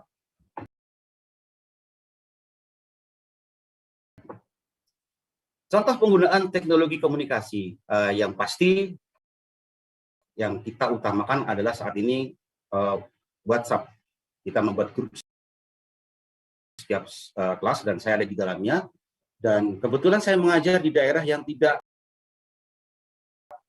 terlalu kota, juga tidak terlalu pelosok sekali, sehingga masih bisa terjangkau dengan internet, sehingga HP anak-anak juga rata-rata memiliki, hingga yang paling efektif kita menggunakan WhatsApp. Sesekali kita menggunakan Google Form, sesekali juga menggunakan quizzes untuk uji kompetensi pengetahuan siswa, dan sesekali juga kita bertemu bertatap muka dengan anak-anak melalui Google Meet dan Google Zoom. Saya ketika menggunakan uji kompetensi menggunakan quizzes dan Google Form, saya lebih cenderung merekomendasikan teman-teman untuk menggunakan quizzes. Kenapa demikian? Karena di dalam quizzes itu ada nuansa bermain. Ada reportase yang bisa dilihat di sana. Anak-anak mengerjakan jawaban benar, kemudian mereka dapat emoticon dari platform itu, keberhasilan itu direspon oleh platform itu sehingga ada nuansa bermain. Nah, kalau kita menggunakan Quizzes ini, kita harus menyediakan waktu cukup panjang. Bagi anak yang sudah mengerjakan Quizzes untuk uji kompetensi, kalau kita sudah menetapkan KKM-nya 75, maka kita sampaikan, ketika nilai kalian sudah di atas 75, oke, sekali saja memasuk di Quizzes. Tapi bagi anak yang nilainya mungkin di bawah 75, bisa 2 kali mengerjakan Quizzes, yang pada akhirnya nilai 2 Quizzes itu diakumulasi dan dibagi 2. Ini nilai akhir untuk mereka. Kemudian beberapa praktik baik yang sudah kami lakukan. Kami membuat video pembelajaran PPDR, pedoman pembelajaran dari rumah, dan mohon izin nanti setelah ini akan saya tanyakan sedikit bagaimana video yang kami buat. Kemudian mengapresiasi karya siswa, kompilasi video terbaik ini juga sangat penting sekali. Kemudian jika kita melakukan uji kompetensi pengetahuan melalui Quizzes, juga Google Form. Kemudian kita tak lupa mengucapkan terima kasih pada akhir semester kepada orang tua yang mendampingi Anda dengan baik selama BDR dengan memberikan piagam penghargaan. Efek dari piagam yang secarik kertas ini luar biasa ternyata. Jadi Bapak Ibu kepala sekolah yang mungkin hadir di forum ini, karena saya lihat tadi di list YouTube ada beberapa teman kepala sekolah yang hadir. Selamat datang di komunitas PJOK, Bapak Ibu kepala sekolah. Dan piagam penghargaan ini menjadi satu motivasi besar kemudian untuk melibatkan peran orang tua lagi pada proses pembelajaran di tahun ajaran baru yang akan datang ini, yang berjalan ini. Ini sangat penting. Yang kelima adalah sesuai dengan apa yang direkomendasikan oleh Mr. Knut, kita bekerja sama, berkolaborasi dengan guru lain di forum KKG, baik KKG kecamatan maupun KKG kabupaten untuk melakukan pertemuan virtual. Di mana dalam pertemuan itu kita membahas beberapa kendala yang muncul yang terjadi pada saat proses pembelajaran pandemi ini, dan kita mencari solusi bersama-sama. Dan ini nampaknya cukup mensupport aktivitas kami selama pandemi saat ini. Demikian yang bisa kami sampaikan, dan mohon izin untuk saya share screen video yang bisa mungkin menjadi rekomendasi teman-teman.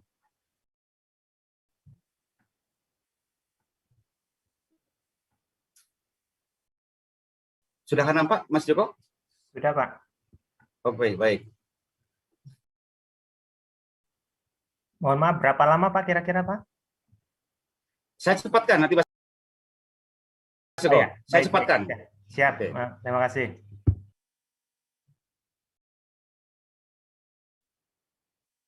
Ini contoh video yang kita lakukan.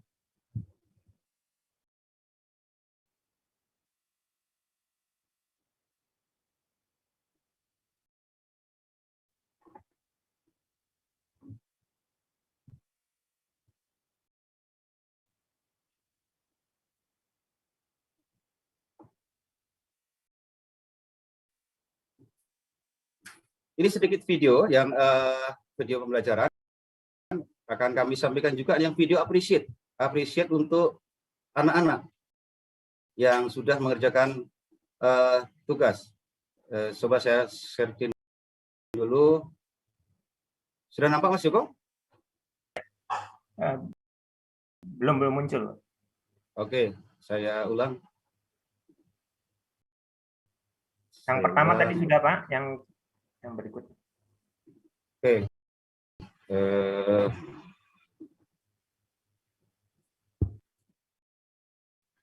Tadi terlepas dari ini. Udah muncul sekarang? Belum, Pak. Munculnya itu file. Sekarang belum muncul? Munculnya file, daftar file, Pak. Oh, daftar file. Oke, saya ulang. Ini kayaknya ada yang kurang pas. Atau apakah bisa nanti itu Pak di-share ke itu peserta barangkali? Oh, bisa lewat link YouTube ya. Ya, nanti ke panitia, mungkin panitia yang itu, Pak. Oke, terima kasih. Kalau begitu saya tutup. Terima kasih atas kesempatan yang sudah diberikan dari Direktorat juga JIS. Saya Tri Agus Prastio, mohon maaf atas segala kekurangan. Kami akhiri. Assalamualaikum warahmatullahi wabarakatuh. Waalaikumsalam warahmatullahi wabarakatuh. Terima kasih Pak Tri atas paparannya. Jadi sudah 3 narsum yang menyampaikan paparan.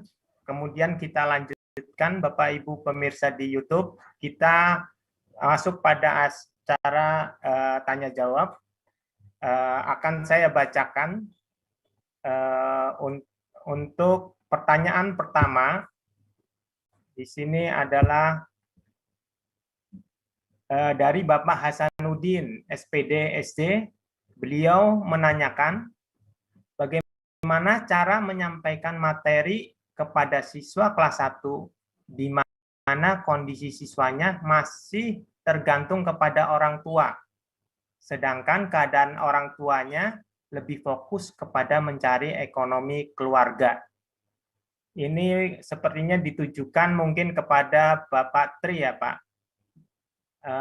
Kepada Bapak Tri mungkin bisa menanggapi pertanyaan Ya. terkait hal ini. Langsung Mas, nggak dikumpulkan langsung ya? Ya, langsung Pak. Baik Pak Hasanuddin dari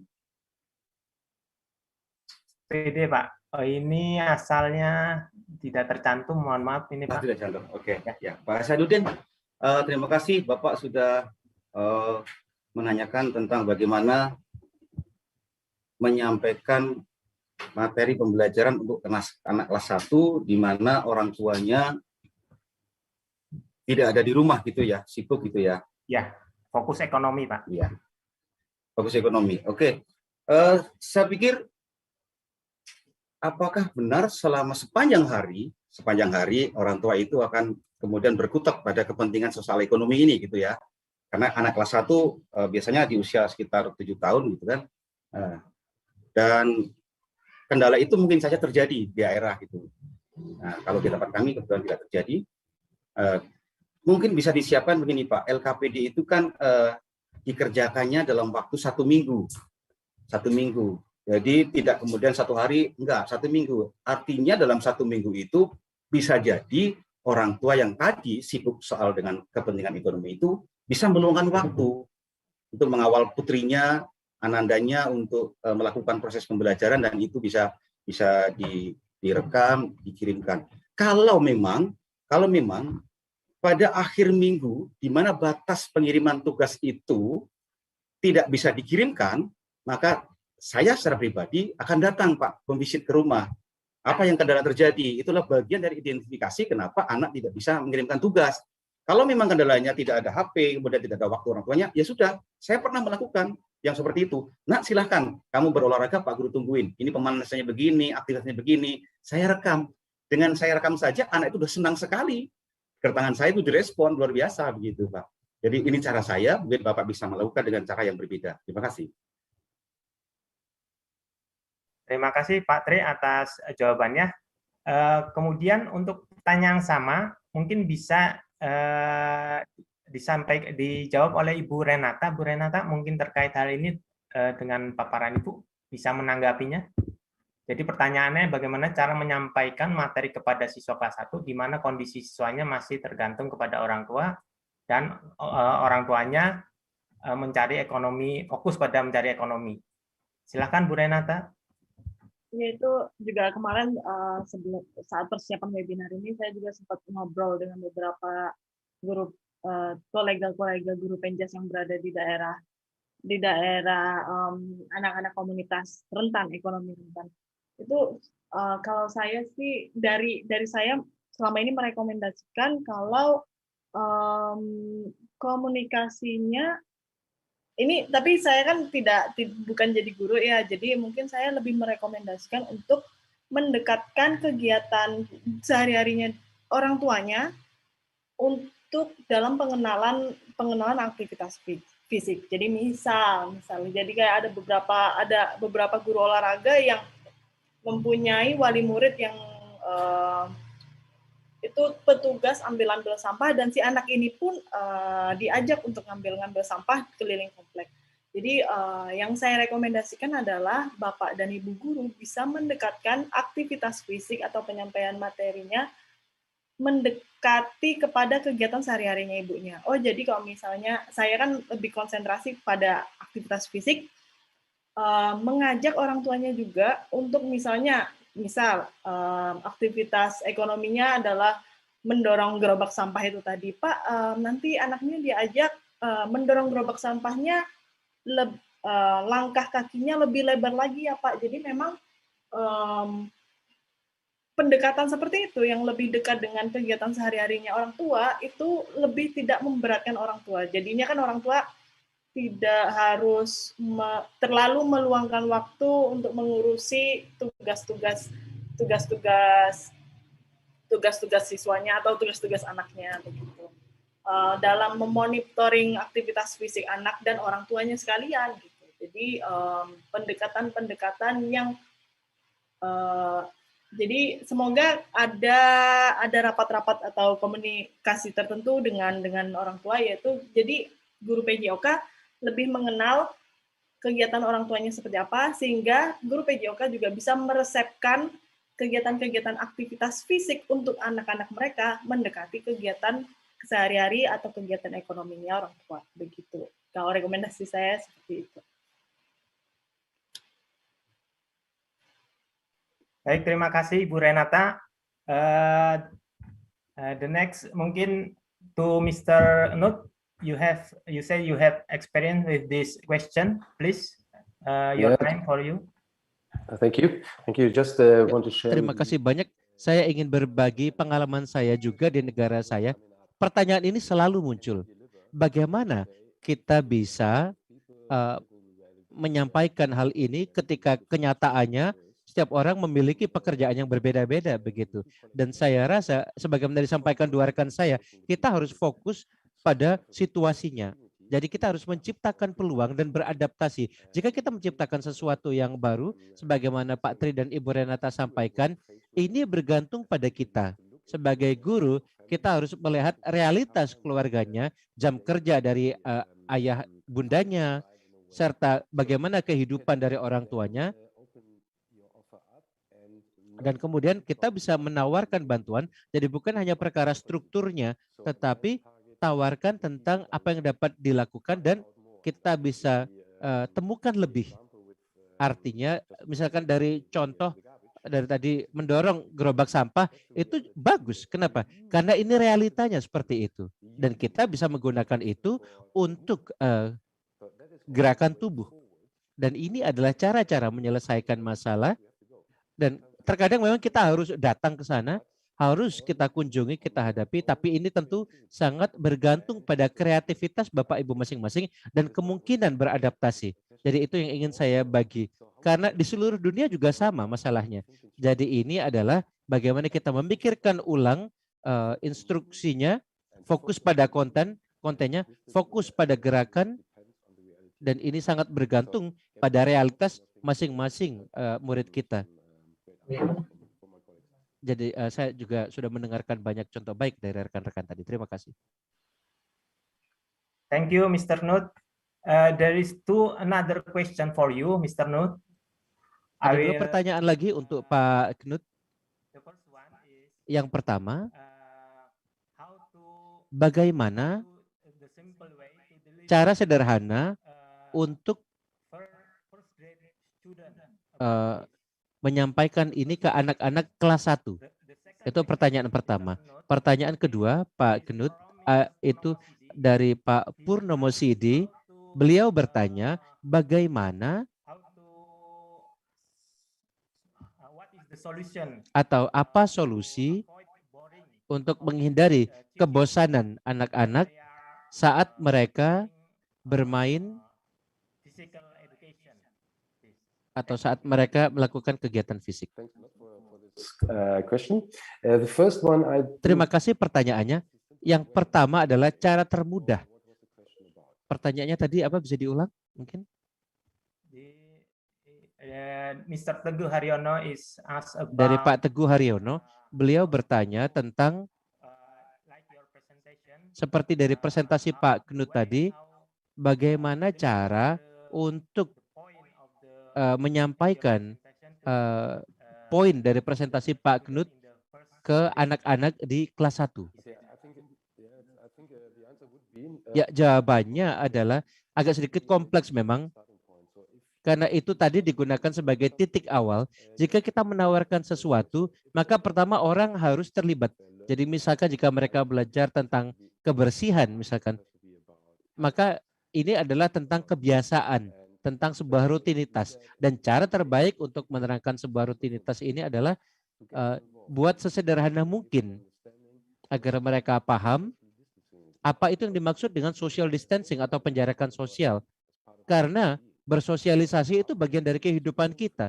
Jadi bagaimana kita terangkan ke mereka bahwa kita harus lebih berhati-hati dalam bersosialisasi begitu dengan orang lain.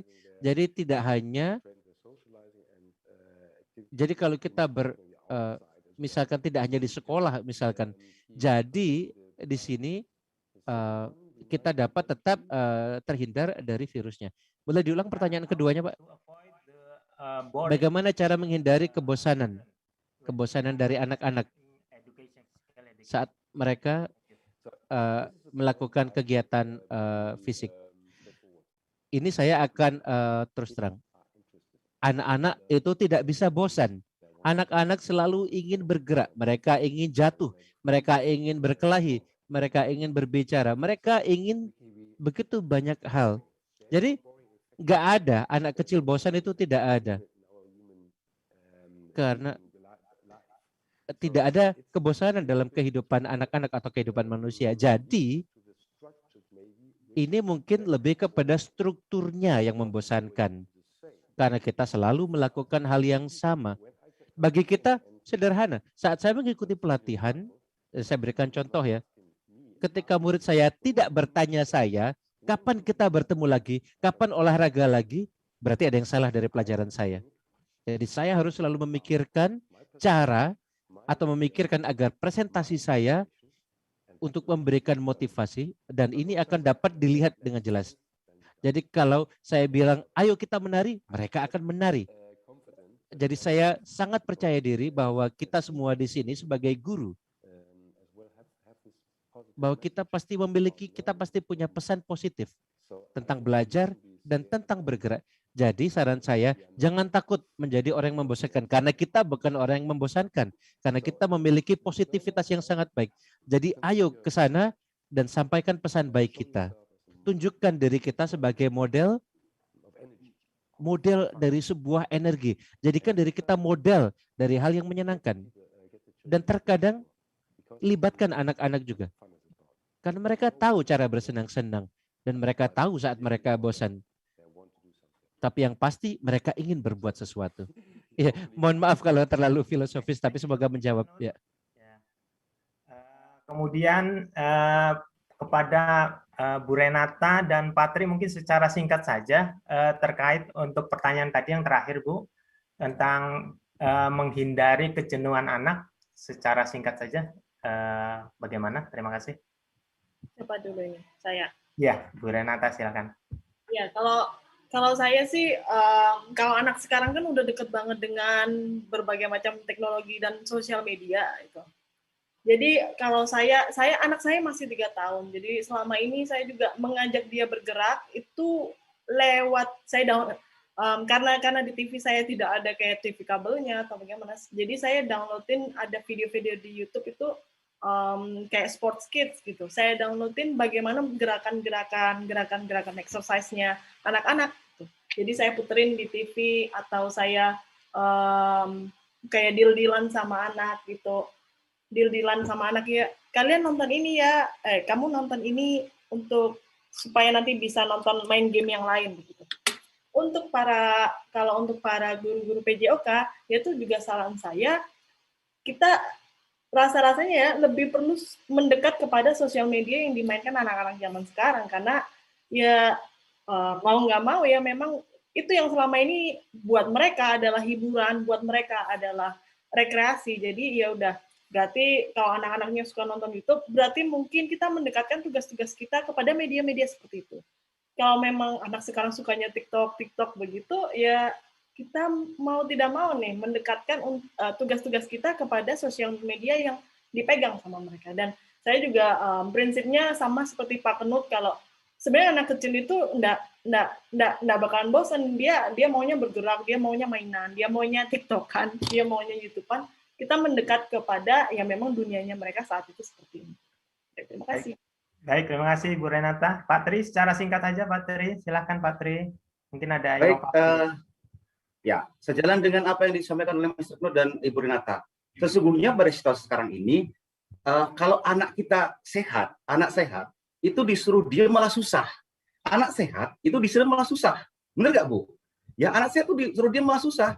Kok bisa jadi boring sih untuk bergerak? Jadi ini sebuah pertanyaan. Namun demikian, bisa jadi kita meng-create pembelajarannya yang lebih inovatif dan menarik. Di tempat saya melakukan menggunakan loose part atau benda-benda lepasan yang ada di sekitar rumah. Jadi kalau contoh Pak Guru menggunakan gun, marker, mungkin ada tiang pancang dan seterusnya, anak-anak boleh menggunakan benda-benda yang ada di sekitar. Di video-video yang dikirim anak itu, mereka menggunakan pelepah pisang, menggunakan potongan-potongan ketela, gitu ya. Jika itu bagian dari loose part, kemudian dibuat kompetitif. Kompetitif itu ada nuansa bersaing. Bisa jadi dengan kakaknya, atau dengan adiknya, atau dengan orang tuanya yang situasional, sehingga nanti ini ada kesan bermain, gitu. Ini yang kita lakukan di tempat saya. Terima kasih. Ya. Terima kasih Pak Tri atas jawabannya. Thank you Mr. Knut, Ibu Renata atas jawabannya, for your answer Mr. Knut. Jadi sudah berakhir sesi tanya jawab ini Bapak Ibu pemirsa semua. Selanjutnya untuk di akhir sesi webinar ini mungkin kami mohon kepada Bu Renata, Pak Knut dan Pak Tri untuk menyampaikan closing statement ya, ataupun pesan untuk seluruh pemirsa yang ada di YouTube, Bapak Ibu Kepala Sekolah dan lainnya. Silahkan saya mulai dari Ibu Renata ya. Closing statement-nya atau pesannya silahkan Ibu, singkat dan terima kasih.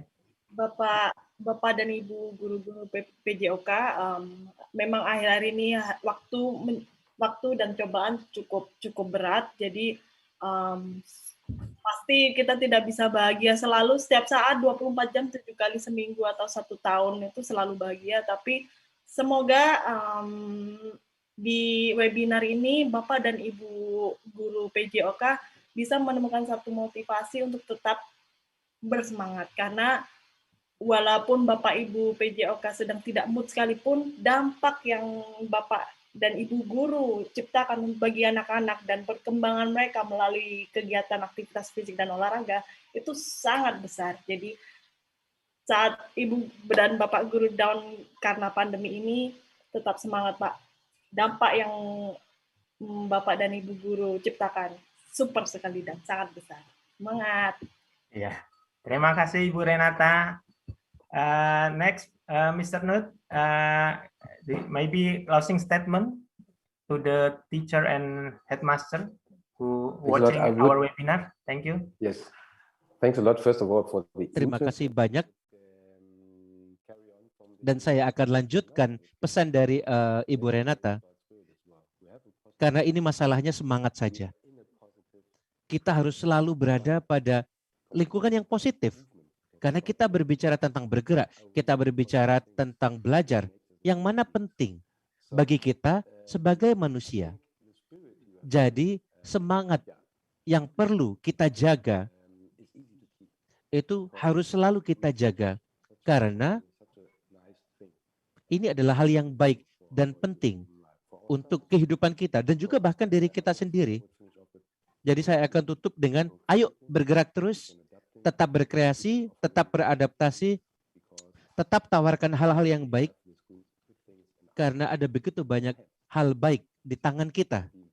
Jadi kita harus tetap profesional dan jangan frustrasi dengan tantangan yang kita hadapi, karena kita pasti bisa melompati semua hambatan ini. Terima kasih. Thank you, Mr. Knut, for your closing statement. Next, kepada Pak Tri, ada closing statement atau pesan kepada pemirsa. Silakan Pak Tri. Baik, iya. Bagi teman-teman guru PJOK dimanapun berada, marilah kita menjadi guru yang inovatif, marilah kita menjadi guru yang modifikatif, sehingga kita terus belajar, terus menggali potensi. Bagaimana mungkin kita mau membentuk generasi yang literat kalau gurunya sendiri tidak literat? Semangat untuk belajar bagi teman-teman guru PJK. Terima kasih. Assalamualaikum warahmatullahi wabarakatuh. Terima kasih Pak Tri. Kami ucapkan sekali lagi terima kasih kepada para narasumber yang telah menyampaikan materi yang menarik, kepada Ibu Renata, kepada Mr. Nut, kepada Pak Tri. Terima kasih. Thank you very much for your presentation, for your time, and for your sharing. Terima kasih. Kemudian kami ucapkan juga terima kasih kepada Ibu Sri Wahyuningsi yang masih mendampingi kita semua dalam acara webinar ini dari awal hingga menjelang akhir ini. Selanjutnya, sebelum mengakhiri acara ini, kami sampaikan kepada Bapak Ibu pemirsa untuk mengisi daftar hadir, jangan lupa yang ada dibagikan nanti ada di chat YouTube untuk mendapatkan e-sertifikat Bapak Ibu semua ya. Kemudian juga materi dapat e-sertifikat dapat diunduh langsung atau akan terkirim via email. Kemudian materi juga dapat diunduh dalam link di YouTube yang ada di YouTube. Kemudian sekali lagi kami ucapkan terima kasih kepada Bapak Ibu narasumber.